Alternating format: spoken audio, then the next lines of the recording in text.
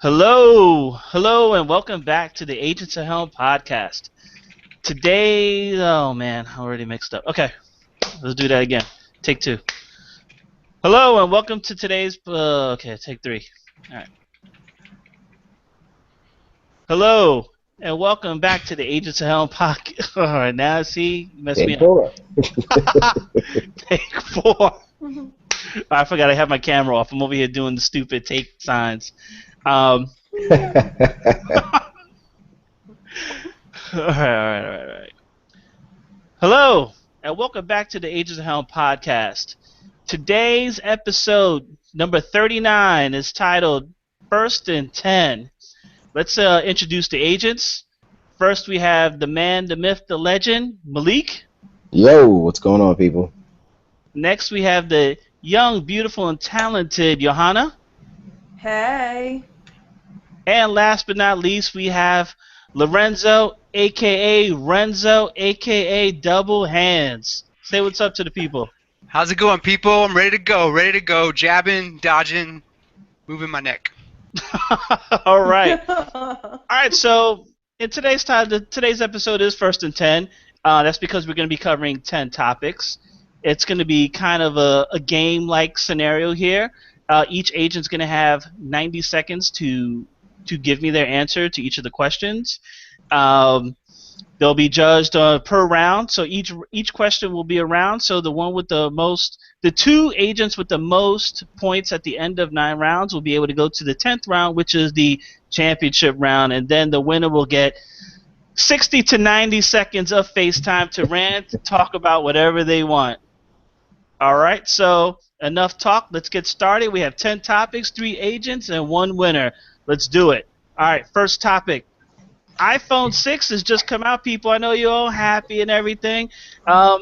It's bigger, better, and bendable. Malik, tell us about the iPhone flexibility. Is that what you're looking for in your new phone? It's not what I'm looking for in my new phone, and it's probably not. It's definitely not the first phone to have this quality. Look. There's a whole bunch of technical jargon I can jump into as to why it is what it is, but nobody really cares about that. A lot of people are going to have a lot of fun with it, but the bottom line is, since this phone was released on Friday, September the 19th, they have sold 10 million of these things, which means that despite all the crap that people are talking about it, people still love it. They absolutely love the phone. My personal feelings on it, I've seen it. I've had it in my hand. It's really thin. I don't like the fact that the camera sticks out. I'm not too crazy about the screen size, the bezels, the size of the bezels on the screen when you have other phones like the LG G3, the HTC One M8 that have much better screen resolution. But I'm an Apple fan, so I'll definitely be picking it up at some point, or picking up the 6S model at some point, and moving on with my life. But Malik, the phone actually bends. This is not the Matrix where the kid's bending the spoon. I mean, girls put this phone in their back pocket. There's gonna be a lot of curved phones. It's gonna be the iPhone curve. Look, in his defense, it's not. It doesn't truly. It's not like a bendable phone. You have to give it like some serious amounts of force in order to get the phone to bend. Like I said, there's a fully technical reason why it does what it does. And I don't necessarily want to take my whole 90 seconds to get into it. But what I will say is that it's not like you're gonna buy it, you're gonna put it in your pocket, walk around for a few days with it, and all of a sudden it's gonna come out bent. You definitely have to give a fair amount of force in order to get that to happen. And if you're really gonna do that, you should probably buy yourself a looser fitting pair of jeans may be the trick for you if you're putting it in your pocket and it's been. Okay. We got to move on to Johanna here. Johanna. Now, Johanna, well, hold on. You have, let's tell the people, you have your personal iPhone, and you have an iPhone for work. So you got double the iPhones. Are you looking for the 6 now? I mean, are you gonna make it a triple play here? Well, what's the deal? You gonna get rid of one? No, because if I wanted an iPhone 6, I would get a Samsung Galaxy. Ooh. iPhone has ripped off a lot. Apple has ripped off a lot. I feel like the minute that Steve Jobs died, they're just like, well, let's just copy whatever we can find. Steve Jobs is dead. Apple is a bomb. If I wanted something to bend in my front pocket, I can buy a Laffy Taffy for 25 cents. That does the same thing. Also, lines that are a mile long to get to the 59th Street location of Apple. It's the symptoms of a disease of modern civilization that people do that and go bankrupt for these phones. What would you name the disease? Do you have a name for it? The iPhone-itis. iPhone-itis. iPhone-itis. The iOS is giving me a lot of issues too. I haven't downloaded it because I know better than to download and update iOS on the first try, and there's been a lot of problems. So I don't know if I'm even going to stay with Apple for my personal phone. I will probably stay with Apple for my work phone, but next upgrade, I might get a one of those huge things, whatever they're called, Notes. Note, a Samsung Note. All right. Yes. All right, cool. So let's move on to Lorenzo. Lorenzo, I do have a question. Do you own a smartphone? Look, let me answer your question, Joe. I got an SCH R720 Samsung with a 3.2 megapixel camera and 125 megs of internal memory. It's got trouble remembering phone numbers. The caller ID is all like, I don't know.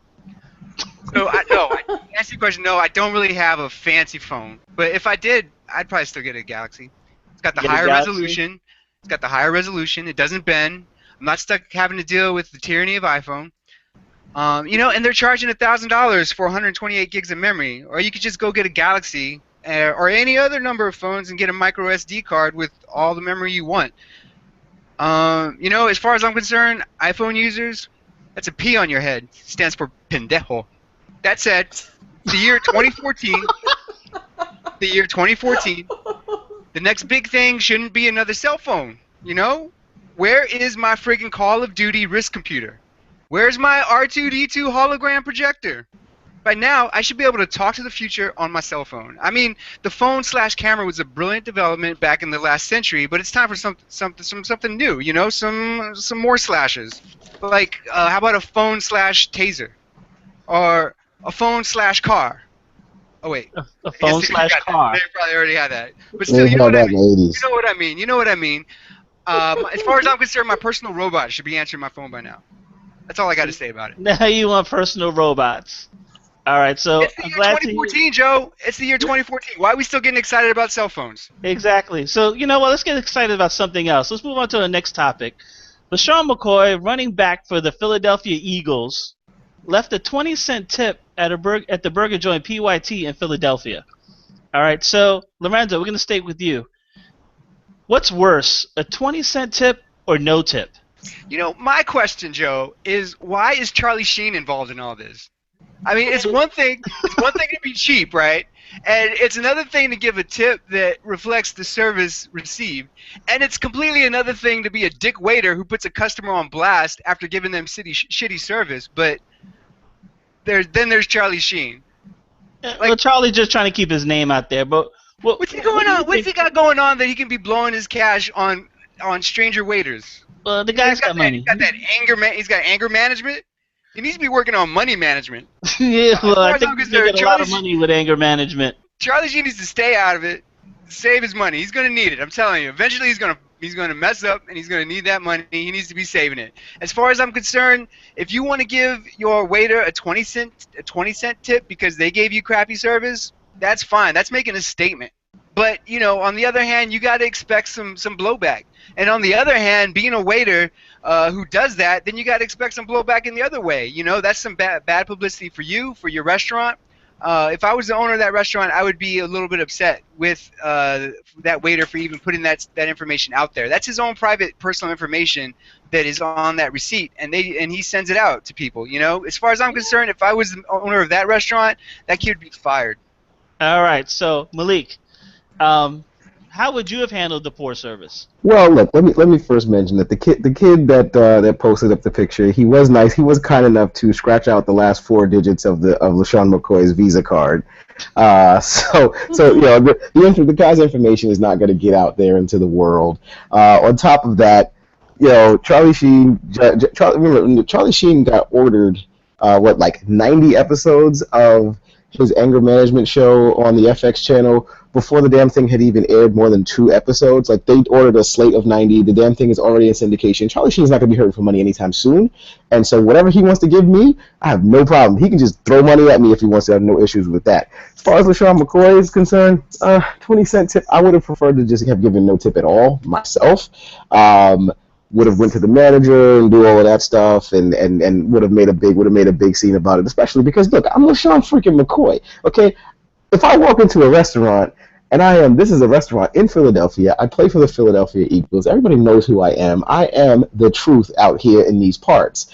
And if I get crappy service, I'm going to the manager, because you know what that means? That means the next time I walk in, I'm not even getting a bill. I am getting the house special. I'm getting whatever's on the plate, whatever's on the menu. I'm getting the tip. I'm getting everything. They're gonna give me everything that I want, and I'm not paying a red cent, because I'm freaking LeSean McCoy. Giving a 20-cent tip just puts bad mojo out there to the world. Now everybody's going to be looking for, what you tip the next time and taking pictures of it and all that stuff. It's just a whole bunch of crap. Give no tip. Go to the manager. Call everybody out. Put yourself on blast for being a great Philadelphia guy as you are, and you'll become a star. And you're already a star, so you're going to be like an Uber star in Philadelphia. All right. So, Johanna, I have to ask you a question first before you answer. Now, you've had some experiences, so I know you've had bad experiences with cabs. You've had experiences in stores. You seem to have problems. I know you have a restaurant story to tell us. I know. I'm sure you had bad service in a restaurant before, and how did you arrange the tip there? In 90 seconds? In 90 seconds? She can do it. I can do this in 90 seconds. Come on. All right, so, and this is really their fault, though. I went You're to running this out of time. restaurant. Okay, I went to this restaurant.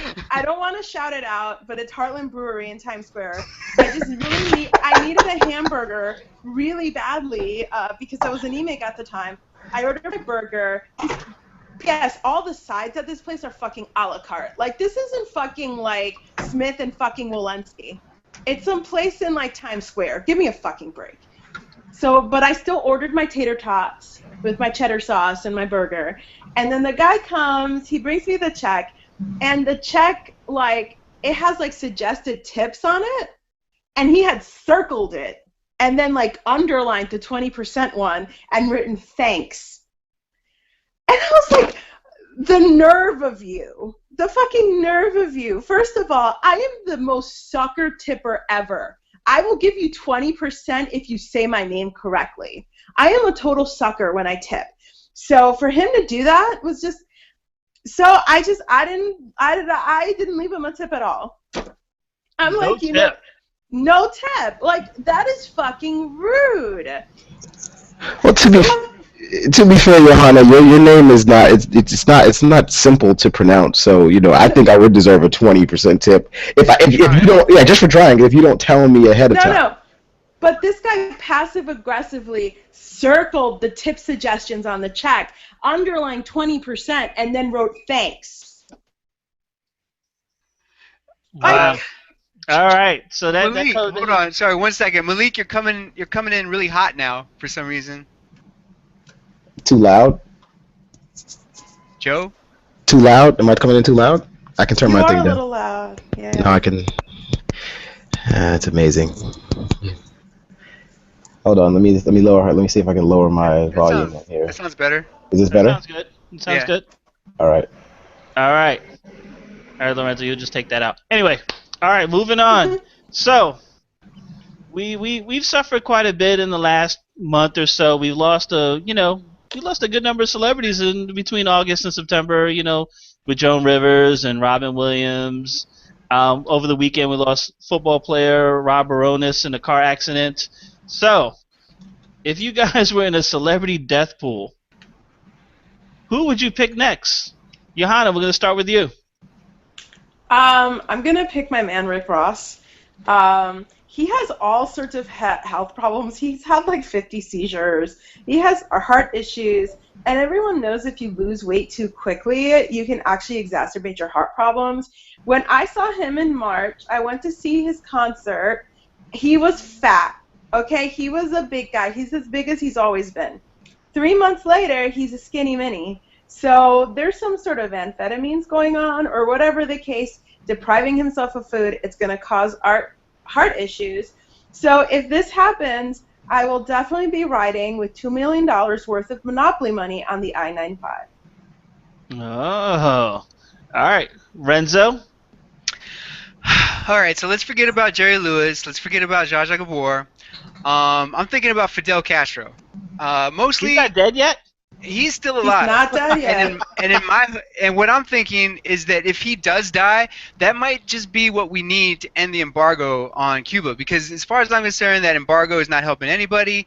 FYI, we just renewed it again a couple weeks ago for another year, and that's just gonna keep going. Right now, officially, our only enemy that's on like our no trade list is Cuba, which is ridiculous. I want my Cuban cigar. I don't want to have to break the law to get it.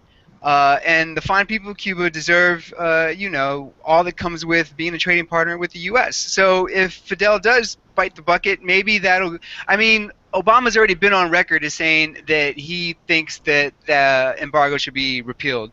So the reason why it just got automatically renewed, like it was like your Netflix account, is ridiculous to me. I would like for him to stand up for some of the things he's said in the past, and that would have been a great time for him to do it. So maybe if Fidel finally kicks the bucket, we can have some real change in that department. Just incidentally, the other day I saw Bill Cosby as I was walking past the laundromat on TV, and so when you ever see anybody of age on the news, first thoughts are that oh no. Luckily, as far as I know, he's doing fine. I hope he has a long life, lives much longer. So to answer your question, my pick, Fidel. I'm also going to put Nancy and George Bush Sr. on my top three. Nancy Reagan, of course. Take all the old leaders out.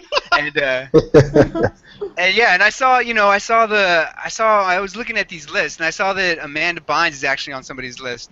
So I hope she's doing okay in rehab. I hope everything's going all right with that, and she makes a speedy recovery. All right, Amanda's doing well, I hope. Malik, who do you got?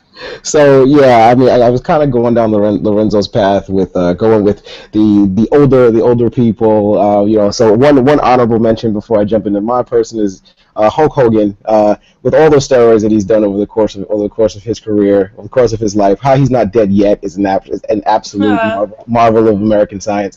But no, I'm gonna for me, Kevin Hart. Let's kill Kevin Hart.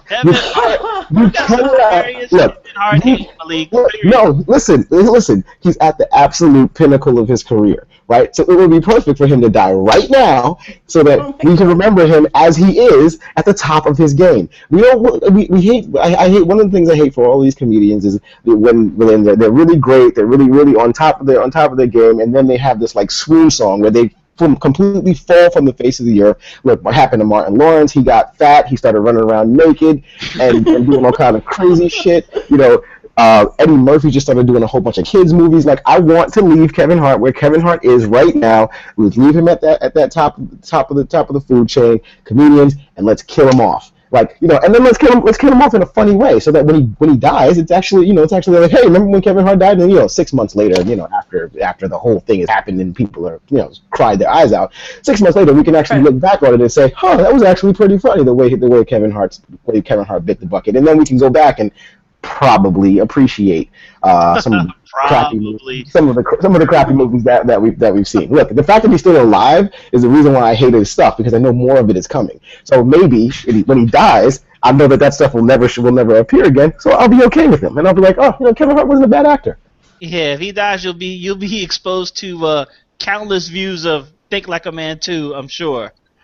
Joe, can I just say one thing to Malik? I don't think he fully understands how the death pool works. It is absolutely against the rules in the death pool to kill the person that you nominate. I'm not saying I'm going to kill him. I'm saying that I'm going to elect for him to be the next star killed. Okay. All right. So Joe, sorry, yes. Malik, you're still coming in a little hot. Can you drop it down a little bit more? I don't know what I can do. I don't know what I can do. Seriously, honestly, again. Let me see if I can do something here. Yeah, speak, Malik.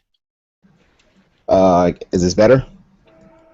Yeah, I Is lowered any your better? volume a little bit. I mean, I can't lower my mic. I lowered my No, mic the you sound lowest I good now. You possibly sound good. can. You Okay, sound cool. good. All right. All right. So going from celebrity death pool, let's roll into Deadpool the movie, which is scheduled to come out February of 2016, I believe. So Marvel's Merc with a Mouth finally getting his cinema debut. Malik, I'm not. It's Ryan Reynolds is supposed to play him. We're not really sure about that yet. It's not on paper yet. But he probably will end up playing him. If he doesn't, who do you think is the best fit for Deadpool? This is tough. This is really tough. I mean, Ryan Reynolds is probably the first person that comes to mind when you think about the Deadpool character, just because he's already kind of played the Deadpool character in the Wolverine movie, that piece of shit Wolverine movie a couple of years ago. So Wade Wilson was played by him. He was that guy. I mean, it just kind of makes sense. If he's not, if he doesn't play the character, I mean, I probably have to go on the list of. See, I would have loved like a young Robin Williams could have played the hell out of a Deadpool, right?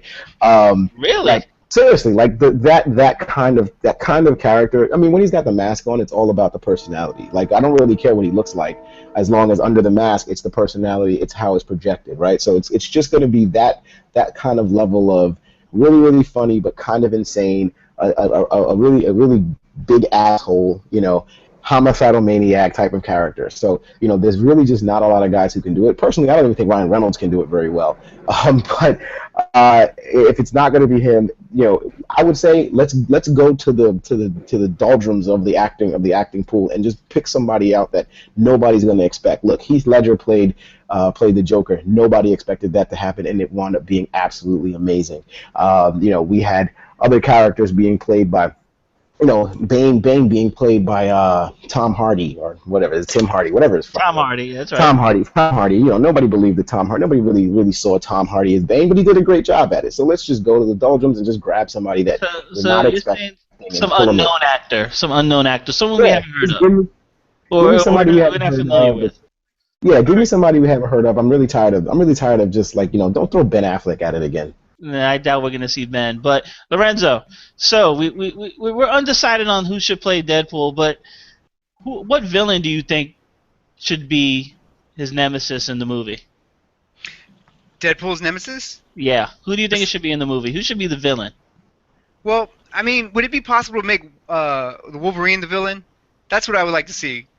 You remember? I don't know if you go back in our archives, you can find you giving us a great plot where Deadpool comes and he kills Wolverine along with most of the X-Men. Yes. I think we should make that movie, Joe. That's what I want to see. That's the movie that I would like to see. And what I want to know is you get in my good graces here, Lorenzo, with that answer. Yeah, you sent us now to get back in your bad grace. You sent us an IGN article, and that was the one that was hinting at Ryan Reynolds playing Deadpool, and it's even had some quotes from Reynolds saying how he's excited about social media and how he's talking like using the royal we, like we are excited about the social media and what it can do, and we have been looking at this role and we feel that we're not crazy for loving this character like he's a queen or a San Antonio Spur, and I'm looking at where the quote comes from. It comes from the Niagara Falls Review. That's where the front page of the Niagara Falls Review says wet, very wet. You get it? Because it's a review of Niagara Falls. Yes, but seriously, why is Reynolds talking to the Niagara Falls Review? Their front page story. He's from Canada. Is the speed? That's no excuse as far as I'm concerned. He's from Canada. On the front page on their website, 2009 Pontiac Vibe for $11,995. Now I'm not sure if that's Canadian dollars or U.S. dollars, but just to let you know, they have that on the front page. So they got the advertising. Why is that the go-to resource? Anyway, so Tim Miller, he's set to direct. He hasn't directed anything. He's been an Inferno artist. So those are the guys that do like the 3D special effects, the compositing. So he's been doing visual effects. He did on a couple of projects. He supervised, but mostly he's been doing the Inferno artists for the X-Men movies, at least the first two. This is gonna be his first time. Getting into much into production stuff. Well, my point just is that this movie is going to be eye candy, and it's and as far as I'm concerned, it's probably heading straight for wherever cult movies like the first Punisher and Judge Dredd go to die. Okay. So I'm unclear but I'm not All right, expecting well- anything great. Not expecting anything great. Okay, Johanna, I have one question for you. Do you know who Deadpool is? I wikied him. You wiki. I'm not. That I doesn't not sound only- good. You wiki Hold him? on. I not only wikied him, but I've been listening. I listened to you guys' podcasts before I came on, and I listened to OpCube where they talk about Deadpool. So I have a general sense of who Deadpool is and how he has been presented in the cinema. The cinema. What the fuck? The cinema. He's only been in one movie. The cinema. It was like for 10 minutes. Johanna sounds like she's in an episode of Masters of Sex. Are you watching the cinema? The cinema. Did I answer your question? Let's just say, you know, I don't want to say he wins rounds, but I can tell you who's not winning this round. Anyway, moving on. Next topic. Hey Joe, Yes. really quick. I just wanted to point. You know, a young Jim Carrey could probably pull off a crazy Deadpool. That would have worked. I don't hate that answer. I like that much better than the Robin Williams one. All right, so moving on, staying with the comic book theme, Supergirl is already is in works at CBS. Teen Titans is in development with TNT.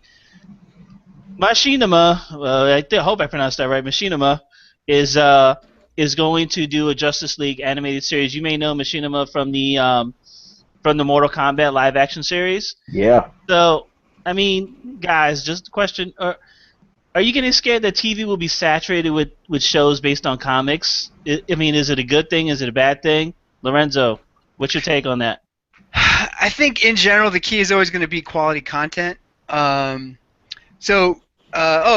enough, speaking of Machinima, so I had a chance to check out Street Fighter Assassins. I don't know if you've seen that, Assassin's Fist, and I really enjoyed it. So the story kind of reintroduced me to Machinima. So I might have to keep watching that stuff. It's not really my demographic, They do good stuff. Yeah, but I like watching it with my kid. It's good for that. It seems like the whole network is geared more for kids on tablets, and so I think what they're doing is they're kind of spreading out this content to go to to different places because Machinima is more geared towards not so much the big or not even this big screen, but television screen. So I guess what you're talking about is saturation, and I agree that often leads to bad quality, which that's what will eventually kill a genre as far as seeing it up there on the big screen. We saw that with Conan the Barbarian. That whole thing happened back in the 80s where they had all these guys wearing leather thongs or tights. Yeah, we had a ton of Barbarian films come out in the 80s after Conan. Right, and then eventually they just, pretty quickly they all got crappy, and then that just kills it. Same thing happened with Westerns. I can go on, but so it's really the difference between shows like Gotham and shows like Flash. Right. As far as quality goes. All right, yeah. So let's Malik, what's your take? Look, I'm a comic fan, and this time in this era is a comic fan's dream. I cannot complain about all of these shows getting brought, as long as like Lorenzo said, as long as the content is good and as long as the stories are good and as long as the acting is good, they go out there, they find the good talent. Look, some of the stories in comics are better than the spiel that they've got coming out there in most other mediums. Hey, I'm definitely happy that they released a Gotham series. I mean, it's better than releasing another freaking series of Law and Order or NCIS, in Vegas, NCIS in New Orleans, NCIS in Miami. Where are we going next? Give me some new stuff. Give me some new content. Look, Arrow was a great show.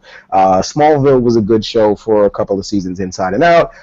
Then we have the Gotham series starting now. So I really like where they're going with all of this. We've got Constantine is getting ready to start as well, so that's going to take comics in a little darker level as well. So look, if the stories are good and the action is good and the actors are great, go right along with it. There's nothing wrong with it.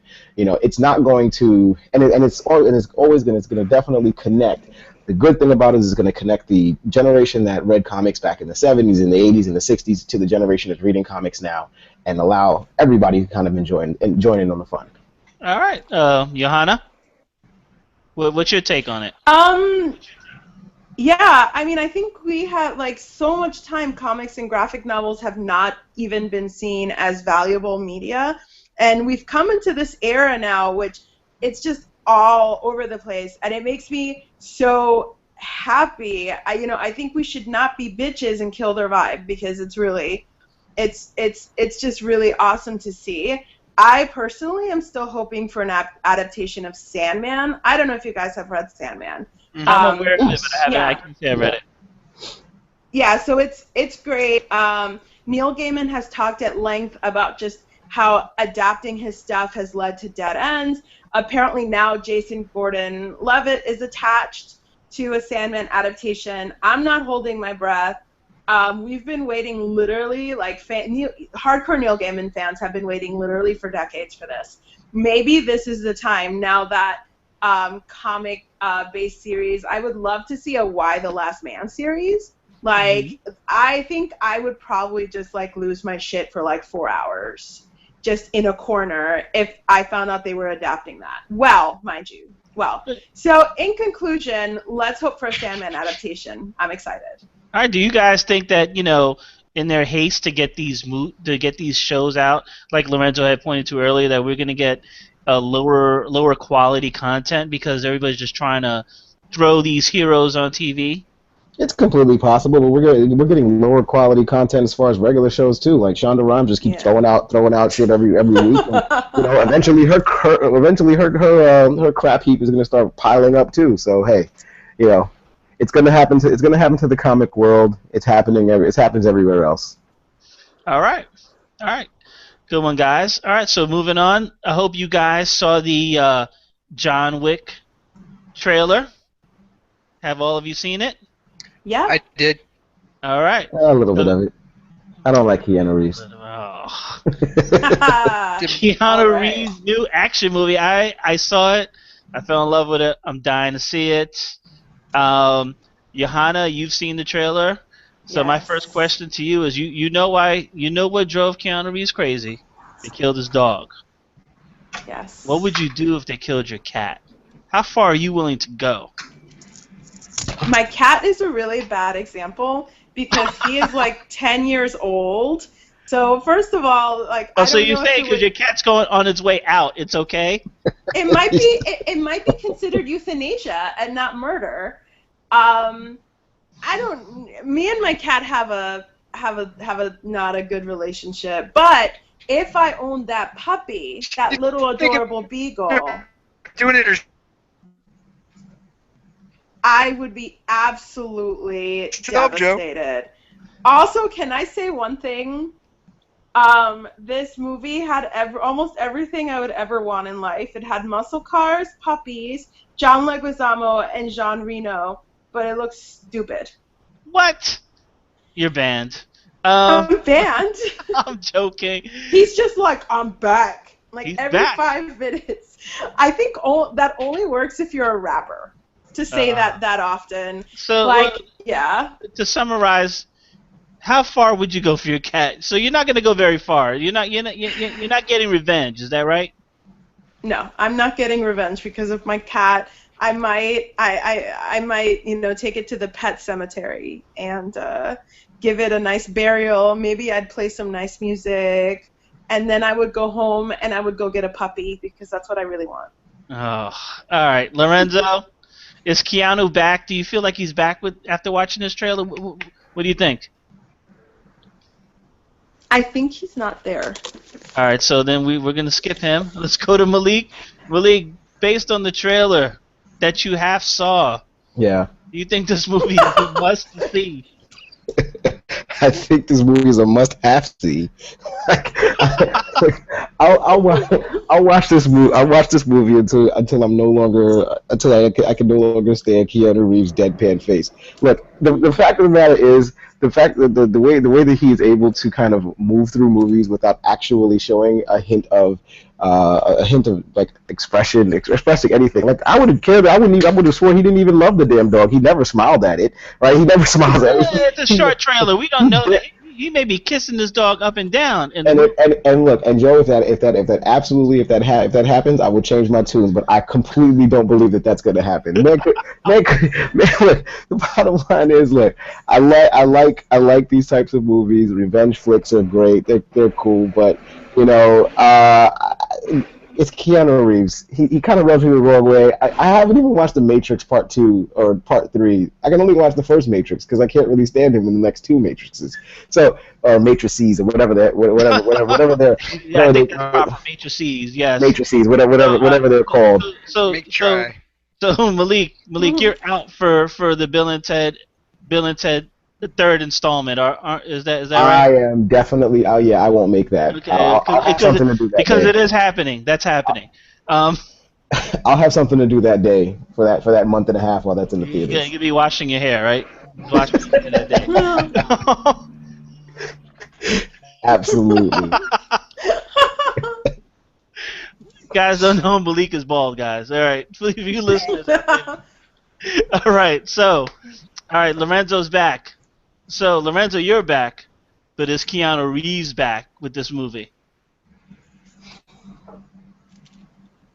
Where the hell is he? Lorenzo?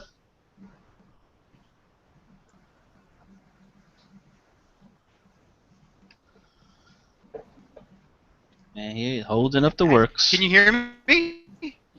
I hear you now. I think that means he loses this round and we move on. No, I want his answer. Dirty Paul. Go ahead, Lorenzo. Can't hear me? You're cutting You're it breaking up. You? Let me think about this. All right, now much better. I can hear you now. We can hear you. I'm just gonna like keep my head tilted to this direction, like as if it was an antenna. You remember that when you were kids? You used to have to like parents would make you bend a certain way to like and hold the antenna. Stay right, damn it. Stay right there, don't move. Yeah, so the thing I was thinking when I was watching this is that Keanu might actually be coming into his own. This, I think, is another example, or could be another example, how actors aging. Well, you know, this works with male actors, maybe not with female actors, but when the actor ages, it kind of gives them like a credibility boost, or it allows us to take them a little bit more seriously, kind of like Matt, be a lot cooler if you did, McConaughey. As it goes right now, Bill and Ted's Excellent Adventure is still his best movie as far as you know, showing off his work. What? As far as like his showing off his acting chops, Bill and Ted is still like the pinnacle of Keanu's acting careers, you know. But so I'm expecting that might change now that he's getting a little older. I agree with, I think, Johanna with her idea that the part about the dog is pretty stupid. But I'm interested to see how the movie plays out on the big screen. I like what I saw on the trailer. I like the action. You know, it seems like they got some good choreography going on in there, and that is always something to enjoy. So to answer your question, I'm looking forward to it. I'm looking forward to the movie. All right. Cool. So, moving on. Nike, the big sneaker company, has come out with a PS4 version of the Air Jordans, equipped with HDMI ports and all. Now, they don't work, but it's there. And it's going to be retailing for about $950. Now, Malik, you are the sneaker aficionado of the group. I think you said so yourself last week. Yeah. So, Malik, can I put you down for a pair of these $950 PS4 Nike Air Jordans? Not even if I was a slimmed down Rick Ross, okay? Not even a slimmed down Rick Ross should buy a pair of these sneakers. First and foremost, look, they're a retro pair. They're not even a new pair of Jordans. They're a retro pair of the Jordan 4s, which came out in 1991. I'm sorry, actually much earlier than that. I'm sorry, so sometime in the late 80s. But they're not even a brand new pair, a brand new special pair of Jordans. They're a retro 4 pair of Jordans that just puts PS4 where the Jordan symbol would happen to be, and the HDMI cables have the Jordan logo on the HDMI cables that you can use, which are working HDMI cables, by the way, that you could plug into a working HDMI system. But if you're going to plug them into the sneakers, you only use those to carry them around, right? So $950 for what? For a pair of sneakers that I could have gotten years ago with a PS4 logo instead of the Jordan logo. So when I walk around, if no one happens to absolutely know what these sneakers are, they look like a pair of Sony sneakers, which makes no freaking sense, okay? And I'm going to spend, what, $950 for this? Please, if this does not come with, number one, a PS4 has to come with my sneakers. That's number one. Well, Malik, there's only 10 in the world. You'd be one of 10 people in the world to own the sneaker. And I'd be one of 10 fools. The other 9 people should be Michael Jordan and his family, okay? There should be no one out there paying retail dollars for this pair of sneakers, honestly speaking. Unless, like I said, it comes with the PlayStation 4 and like 15 games. Then the value of the sneakers actually, it kind of matches up with what you're spending your money on. This is a waste of time, waste of space, waste of money. Don't get it. I agree, it is a waste of money. So, Lorenzo, what's the most that you spent? The most that you would spend on a pair of sneakers? $60. $60. It's funny because that hurts my heart, Lorenzo. That hurts my heart. Like I have never owned a pair of Air Jordans in my life. I would not start with this pair. I wish I could give a dissenting opinion to Malik's, but I'm an Adidas person. Adidas don't cost $1,000. As far as I'm concerned, for $1,000, I should be able to talk into them, like in Get Smart, Get Smart. There you go. Cell phone / shoes. That's what we need. USB ports don't do anything. I mean, USB.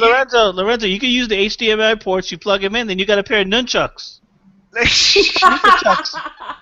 not totally convinced that it's going to stay connected. I think I'm going to be using that, and then the shoe's going to fall off, and I'm not going to know it, and I'm going to leave my $500 shoe, like a block down the street while I'm walking. This conversation is ridiculous. If I'm going to get any fancy shoes, I'm going to get the Boba Fett Adidas shoes. There's Boba Fett Adidas. Yeah, there is, and they look pretty fly. You definitely fly. should get them. Yeah. I'm just saying, like, my kid was looking for shoes. He's in the market for shoes, and I put him onto Google, put the shopping thing on, put the refined filters on. I stopped it at $50. I'm like, get what you want under $50. $50. Yes. Are you getting some Pro Keds, or are you getting some you get a pair of Converse All-Stars? You can get a pair of Converse. You can get a pair of Vans. There's lots of shoes for $50 on the internet. Joe, look it up. Just try it. I'll be checking. Johanna. I just want to get your opinion of what do you think of the people who are actually going to buy these sneakers? Because 10 people will buy them. Again, this is a blight on our modern civilization, that people are spending so much fucking money on. I don't even understand, okay, you guys? Like, I don't understand how this is a thing. How is this a thing, you guys, where someone says, oh, man, I got to get those PS4 sneakers. They've got HDMI ports so I can carry them around and look like a douchebag. But you know what? In 50 years... that fucking Foot Locker is going to be like 10 feet underwater. And all you did was contribute to the carbon footprint to wear some fucking $1,000 sneakers that you're going to throw out in like a month when the next ones come out. And I will also say for the record that I am a Mizuno fan and I am willing to spend $100 on sneakers. Well, somebody's not going to pay their rent to buy those sneakers. Well, that's the whole thing too. Like this is a symptom of the disease of our society. This credit-based economy where people are just let me max out my credit cards. There's only 10 of them in existence. Like, it's not like that many people are going to be buying it. And I'm sure that if one of those Wait 10 a minute. people... What was the rule about interrupting? Yes, Lorenzo. No interrupting. I guess he has to get minus points then. Yeah, he's got minus points. Yeah. That's horrible. But $960 is the same price as the iPhone 6, right? And everybody's fucking this is just my whole point. I'm not a Luddite. I see what's going on in the world. Who? A Luddite? A Luddite. I'm not educated. You're gonna have to explain that to me. I think you should take some points off for using big words, Joe. How about you take more points because Lorenzo keeps interjecting? Well, he's losing points. He's losing points. So a Luddite is like an Amish person, basically, someone who doesn't use any new technology and does not like it. Yeah. Okay. All right. All right. So you would, don't. So be Luddites. Don't be Luddites. Good. That's what we got there. Good. All right. So moving on.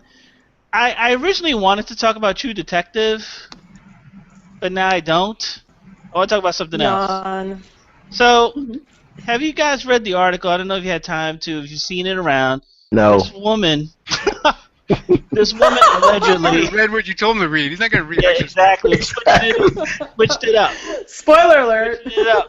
You don't need to read this. I'm just going to tell you about it. This woman apparently had put on, supposedly, had cosmetic surgery and added a third boob. Right? You can look at the story now while I'm talking. All right, this I heard about. This I did hear about. Apparently, she added a third boob. But it seems that it's not real, and it's a prosthetic. Well, I hope it's not real. Oh. But it was supposed to be real. It was supposed to be like what you call it, like she had breast augmentation surgery and just had it added, in the middle, kind of looking like the girl from Total Recall. Disappointed. Right? But now it's a hoax. It's not real. But I'm going to ask you. I mean, Lorenzo, would you be happy to date? Would you date a woman with 3 boobs? If I was on Mars and I was Arnold Schwarzenegger, then yes, I would definitely date a woman with 3 boobs. On Earth, where mutants aren't necessarily normal, I think I'd be embarrassed to be walking around with a girl with 3 boobs. I mean, just call me shallow, call me superficial, but I'm looking at a picture of it right now. I got these 3 nipples, like pointed in 3 different directions, and then you got 2 pairs. You got a pair of cleavage. I'm freaky, but I'm not that freaky. So draw the line somewhere, Joe. You gotta draw the line somewhere. If there's more boobs than hands, then you have a problem. More boobs than feet. More boobs than feet. Well, you got That's why double you need hands. double hands. You have double hands, Lorenzo. You're able to handle 3. That's what I'm saying. Yeah, not hands, feet. Johanna, what do you think of a woman who might possibly or walks around with a prosthetic to have 3 boobs? Apparently, it is her thing. I mean, she likes walking around with 3 boobs, even though it is prosthetic. I mean, I've been to Comic-Con. Like, I'm not. Why would this faze me? I went to a college where people went around calling themselves wizards and wearing cloaks, and some people wore smoking jackets. And one day, people just randomly decided to reenact the Battle of Stirling from Braveheart in one of the campus quads. So no, I don't find this particularly unusual. So what was this like Nerd University? I'm not putting down. I mean, it sounds like, oh my god! It sounds fun, but it also sounds like Nerd University.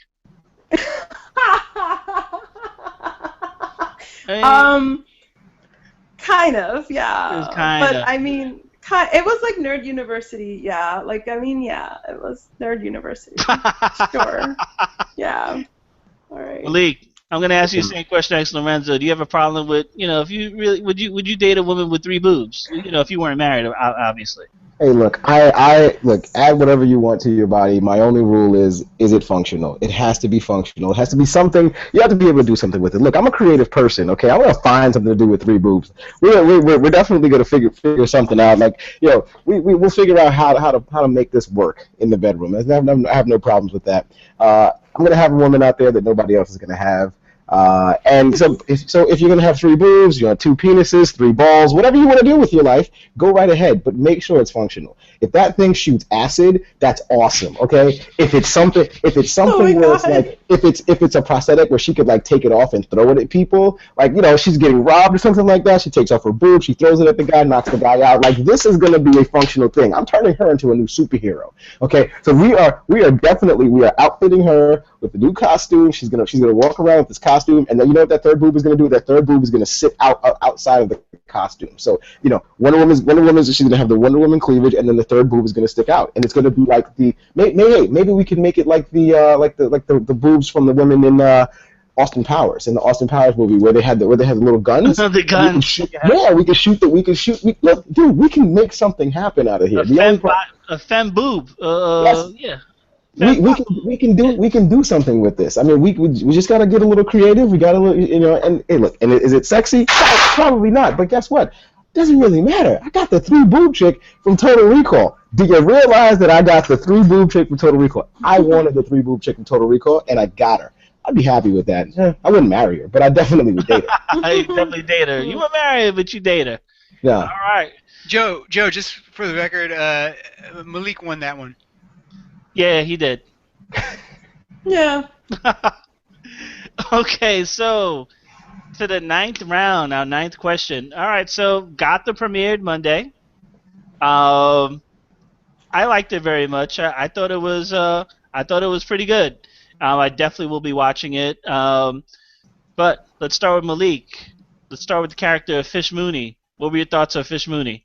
She's not a real character in the DC universe. They added her in there. So, what were your first impressions? What did you think of her? Yeah, she's not a character that anybody knows. I'm glad that they kind of introduced this new character. And one thing I will absolutely have to say, Will Smith, you are a lucky man, because that woman is beautiful, and I mean she's well into her 40s, and she is absolutely striking. There's a scene where in the very, very beginning where she's putting a whooping on some dude that like owes her money or something like that, and the guy that plays the Penguin character, he moves the he moves the umbrella away from her, and the rain gets on her, and she like chides him, and she gives him that look. It's that mama look, but it's that look that's kind of like, boy, this is how you look in the bedroom, woman? Oh my goodness, she's a MILF. She's straight up MILF. I'm sorry, Jaden Smith, or I'm sorry. I know that's your mom. I'm looking at your mom. I'm thinking crazy, nasty thoughts about your mother. But dude, you should know this by now. Your mom's a MILF. She can get it. Fish Mooney is awesome. Fish Mooney is awesome. I want to see more of her for more than just the fact that I'm sexually attracted to that woman. But I think she's a great character. I think she's going to be a great villain. I hope that they keep her there for a good while. And who knows? Maybe they find some kind of role in her in the comics. All right, Lorenzo. So I wanted to ask you, Lorenzo, are you good with Ben McKenzie as Jim Gordon? I find him a little short. I wanted my Jim Gordon a little bit bigger. But what were your thoughts of Ben McKenzie's performance as Jim Gordon? The thing about Jim Gordon is he's always walked the line between, the reason why his relationship with Batman works is that he kind of bends. He does make compromises while still keeping some kind of integrity to him. I was a little concerned that he would play it a little too goody two-shoes, maybe. Is that a word? Goody two-shoes, or is goody two-shoes? Goody two-shoes. What is it? Yeah. I thought he'd play it a little. He'd be a little too much of a cool glass of milk as what's her name again? I can't. What's her name? Jada Pinkett, Fish Mooney. Like Fish Mooney could describe him. Cool glass of milk.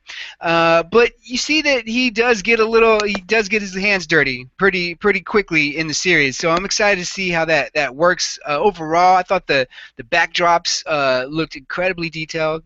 Still very dark. It's set in New York, as Gotham City, and it takes whatever goodiness is left of the city, and then it cranks it up a few notches. And you enjoy seeing a young Penguin. You enjoy seeing the Riddler in a kind of a place where you wouldn't expect him. What is nowhere and everywhere except where there is something? I don't know, but Gotham delivers everything fans of the franchise would expect. I'm looking forward to seeing how the writers continue to compromise Gordon while keeping his integrity. Very good. Like the answer. Um, Johanna, give us your overall thoughts on Gotham episode 1, the pilot. Okay, so I'm going to preface this by saying I don't like police procedurals. So I didn't really like this. It wasn't what I was expecting. I like more, I guess like I'm used to the movies where it isn't really like that. And honestly, I could give a shit about like how Bruce Wayne's parents were murdered. I just want to watch some superhero shit. There wasn't, I think that should technically be considered interrupting. Yes, it's like, I'm deducting points. Don't worry, Johanna. Keep going. okay, so the one character, I loved Fish Mooney. I did, because what I like about the Batman movies is the weird. There's just this, like, it's weird and absurd, like the backdrops, the costumes, the setting. I didn't feel like I got enough of that in Gotham, but I did get it from Fish Mooney, and I like that. Someone else that I might end up watching this show just to see what happens with Selena Kyle, because I really was interested in her character. Really? That's the character I was least interested in. Really? I don't Yes. know. Like, she had something, well, I mean, I She like didn't Fish say Mooney. anything the whole show. She just like, That's the whole point. I know, but you You know, gotta watch out for the quiet ones. yeah, I could, we'll see. yeah, but I could give a shit about who killed the Waynes. I could give a shit about the police procedural. I'm just, if it was a show about Fish Mooney and like the creation of Penguin, which by the way, when he emerges from the water and kills a guy just to eat a sandwich, I'm like, you are my spirit animal. You seriously are. So yeah. Wow, that's your spirit animal? I mean, when I get hungry, I do have the urge to kill. It rises. Wow. Kill. Oh Wow. my god. Yes. Food, yes, okay. For food. Watch out, watch out. I'm glad I don't sit right next to you. Okay. All right, so that brings us to the championship round. So let's tally up everything here. It would have been Malik and Lorenzo in the final round, but Renzo, double hands, you interrupted several times, which has cost you points, and that's going to push Johanna into the championship round. Holy crap! I didn't expect this. I feel like Miss America. That's going to push Johanna into the championship round. So, Holy crap! I'm not all right, ready. no rest in the weary here, Johanna. No rest. Are you ready? You got to bring it. Okay. Yeah, bring it. Hold on, I gotta finish. Since this whole idea is based off the Okay. the sports show Around the Horn, which airs on ESPN every day at 5, I decided to make the final topic. What is your best sports movie? What is your favorite sports movie? So, Johanna, since you backed into this final round, you go first. Ladies first. Okay, so in my opinion, the best sports movie is Cool Runnings, because it is about a real life event, but it also is the most absurdest shit ever.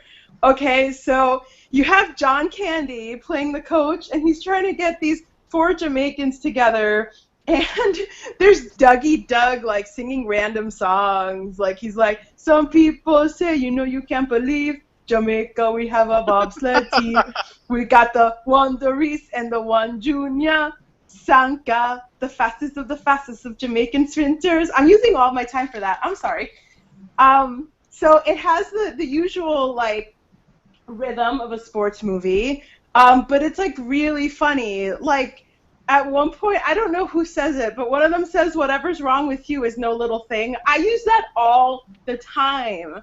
And it's just, it has great music. It's about Jamaica. Like, it's about this random event that happened in the 80s.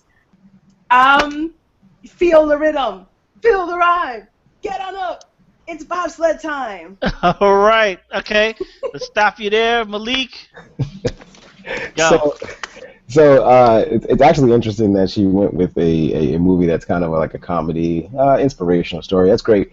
And I know that like a lot of people, would have probably gone with like one of the ones at the top, like Bull Durham, Rocky, Raging Bull. But I'm not gonna go there. I'm gonna say my favorite has to absolutely be Major League. I love Major. I think Major League is the epitome. First off, I'm a huge baseball fan, and Major League is the epitome of that rags to riches, going from nothing to something.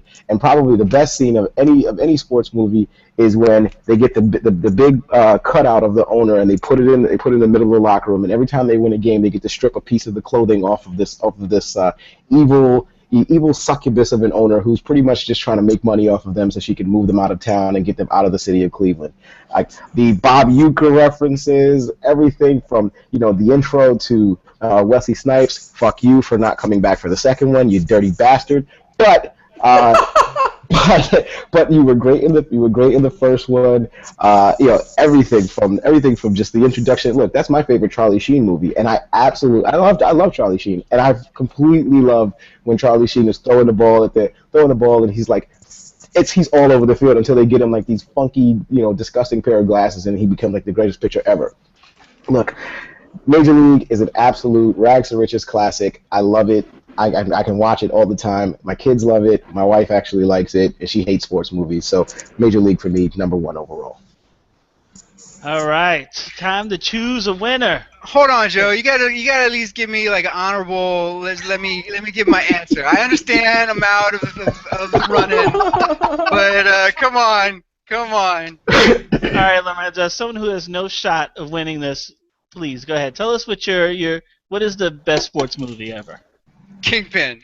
Woody Harrelson plays a dark scumbag so well, loses his hand in a bowling ball hand dryer dispenser. I didn't know that was possible, but seeing it, believing it. He made the Urban Dictionary. As a person who has everything but loses it all because of a bad decision made from greed, that is now a word in the dictionary. He had to fellatio his landlady to keep from being evicted. Who incidentally was played by Lin Shaye from the Insidious movies. She's the psychic. Bill Murray is in there. They needed somebody for the film they needed to be even more despicable than Woody Harrelson's Munson character.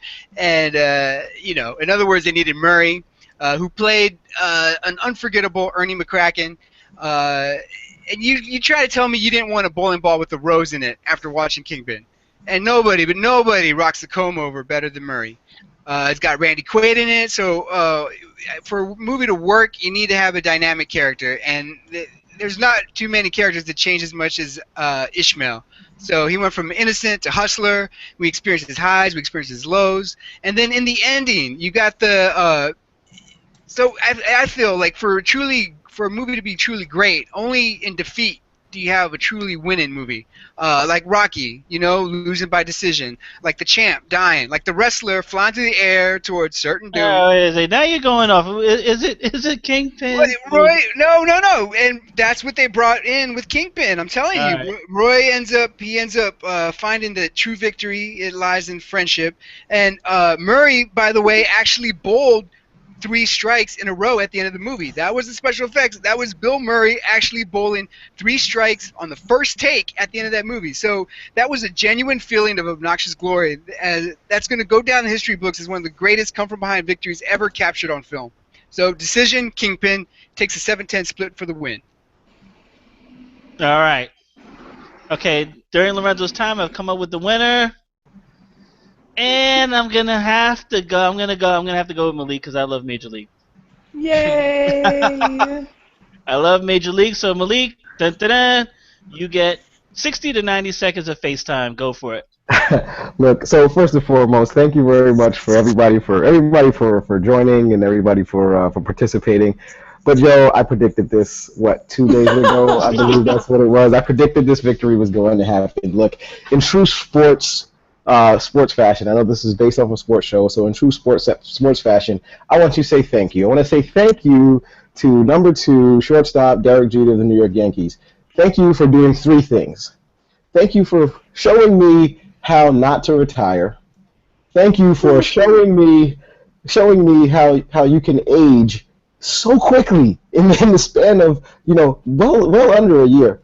And last but not least, thanks for showing me how fucking old I am. Look, I started watching Derek Jeter when I was 15 years old, and he started on the Yankees much earlier than that. But when I was 15 years old, Derek Jeter was a rookie on the Yankees. I am now 34 years old, and this man is now finally retiring and walking away from the game. Thank you, baseball, for absolutely ruining the last year of this man's life by completely parading him throughout every damn stadium and people giving him all kinds of gifts and like throwing lavish shit at him. Thanks for all of that, because that's exactly what I wanted to see. The pomp and circumstance of this guy, parading him around and putting him up on pedestals. Look, he's a baseball player, and at the end of the day, he's going to go home, he's going to go to his mansion, he's going to have sex with his model girlfriend, and he's going to forget about the 20,000 or 30,000 or 50,000 people that watched him in the stadium today, and he's going to forget about little old me, the 15-year-old kid. But you know what I'm not going to forget? I'm not going to forget the championships that he brought to the stadium, and I'm not going to forget how old and decrepit he looked on the field playing this year. Listen, I loved you when you played. I am happy that you were here, and I'm damn sure happy that you're gone. And next year I can actually start watching the Yankees again and not talking about how great Derek Jeter was 20 fucking years ago. Goodbye. We love you. Have a great life. See you when Old Timers Day comes around. Wow. Take it from a Yankee fan. Whoa. Blistering. Poor DJ. This is today's final day too, and oh no, he had a good game too. He had a really good. I hope he retires with that. I hope he leaves. Because his last hit was like when he hit the ball to the opposite field. It was a single. He didn't ground into a double play or anything like that. Just leave. Just go with that. Okay. Just don't show up to the plane when they're going to Boston. He's playing in Boston. Just don't show up. Just It's you know what? No, I'm gonna go date Minka Kelly or whoever he's sleeping with right now. I'm gonna go date her, and I'll see you guys, when you come back, for the parade for me, because we're not winning a championship this year. So let's just have a Jeter parade. It might happen. Canyon Heroes. I wouldn't put it past them. Gosh. All right. Well, everybody, guys, audience, thanks for listening. I hope you enjoyed it as much as I did. Don't forget to check out the Agents of Helm on Facebook, Twitter, Pinterest, and all the various social media outlets. For Johanna, Lorenzo, Malik, and myself, I'm Joe. Have a great rest of the week, and tune in to the next episode of the Agents of Helm. Hey, my name is Malik, and I win. Malik win! Congrats. Later.